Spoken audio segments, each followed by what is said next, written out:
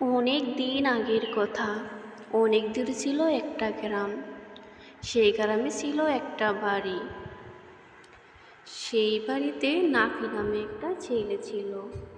তার বাবা মায়ের সঙ্গে বাস করত। নাফি ছিল অনেক বুদ্ধিমান। একবার নাফি জঙ্গলে খেলতে খেলতে চলে আসলো। তারপর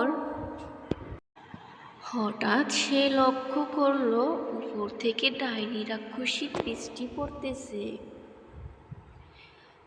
এটা দেখে তো সে অনেক ভয় পেয়ে গেছে। এখন সে কি করবে? সে সেখান থেকে ভয়ে পালাতে লাগলো, দৌড়াতে লাগলো। সে অনেক দূরে একটা মসজিদ দেখতে পেল, আর তাড়াতাড়ি করে সে সেই মসজিদের ভিতরে ঢুকে গেল। আর ডাইনি রাক্ষসী তো মসজিদে ঢুকতে পারল না, তাই সে চলে গেল। তারপর সে নিশ্চিন্তে বাড়ি চলে গেল।